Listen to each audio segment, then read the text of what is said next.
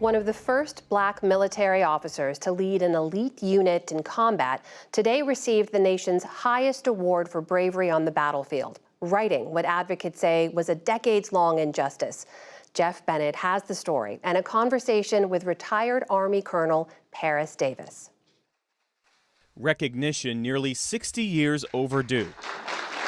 President Biden today awarding retired Army Colonel Paris Davis the Medal of Honor, the U.S. military's most prestigious decoration, for Davis's acts of valor as a commander during the Vietnam War. Paris, you are everything this medal means. I mean everything this medal means. And look, you're everything our generation aspired to be. You're everything our nation is at our best.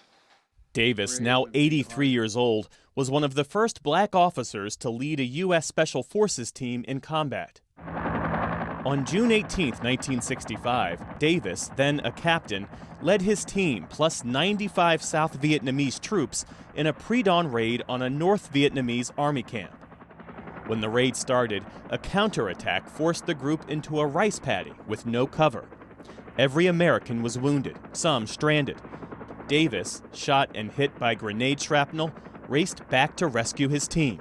Was sort of submerged in the rice paddy. Had been shot twice in the same foot. It was the only Davis first spoke of the battle in 1969 on the Phil Donahue Show, sharing how he twice refused orders from a commander to withdraw. Well, I told him, sir, I'm just not going to leave. I still have an American out there. The combat lasted 19 hours. His entire team survived. Immediately after, Davis's commander submitted his name for the Medal of Honor, but the military lost his paperwork 2 times, with no record of it ever being submitted. Davis's team has long argued race played a role. It's been emotional, to say the least. Ron Deese, at 79, is the team's youngest survivor. He's also part of the group of advocates who painstakingly recreated and resubmitted Davis's Medal of Honor paperwork. What does Colonel Davis mean to you? In this past 9 years, working with the team to recreate all the documentation it takes for a medal like this, growing very fond of him. I respected him immensely when I was under his command, and that's never wavered. We spoke with Colonel Davis the day before the Medal of Honor ceremony. In June of 1965, Davis was 26 years old, a Black officer leading an all-white unit. He recalled the day of the attack. I remember that the first thing on my mind was to get going. When you're in a situation that is foreign to you, you take a moment and try to piece it together. In a war, you don't do that. And you were firing your rifle with your pinky finger because your hand was shattered by a grenade. That's right. Not only that, the grenade knocked out a couple of my teeth and some other things. And think about fighting, pulling a trick with your little finger. You know, slippery, blood everywhere, people dying, a volley of the Air Force dropping bombs, the artillery firing shells.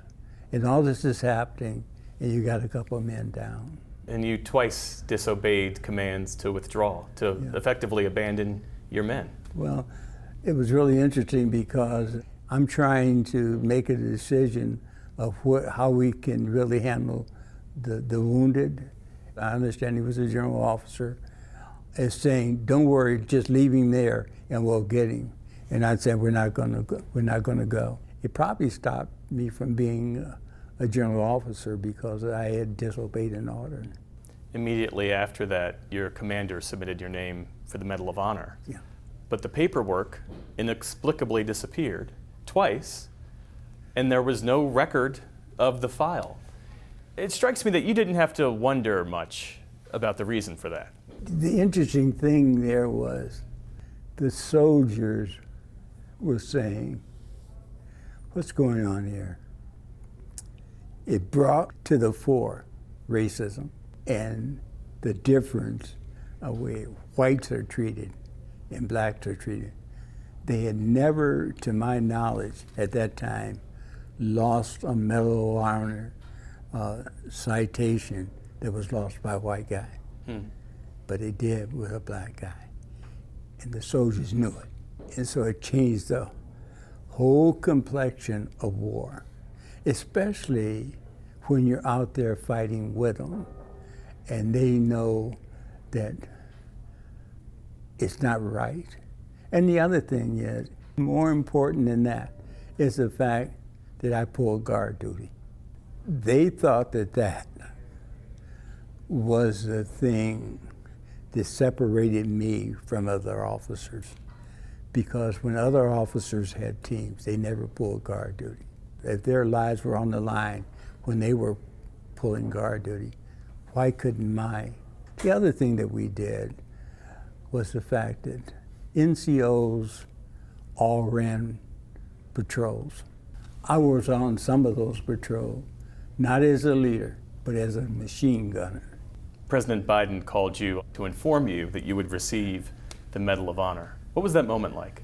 I don't know if a lot of people know the president, but in those 5 or 6 minutes, and he wanted to talk longer. He was so cordial. Remember the balloons that were up in the sky? Mm-hmm. I mean, that's when I got the phone call. And we started talking. He had read a lot of the things that I was doing, good things, the battles and all that. And he mentioned a couple of them, not in detail, but with enough for me to realize that he knew what was going on. And so during the conversation, he would ask about the family and about this and that. There was a time when he said something about lunch, and I said, "Are you going to pay for it?" He said, "Why the hell would I have you there if I would have to pay for it myself?" And we're talking about the White House, and we had a couple of 3 really nice jokes there that aren't appropriate right now. But I tell you, he's got a sense of humor. How do you think you're going to feel when he puts the Medal of Honor around your neck? Well, the one thing that I'm really afraid of doing is crying.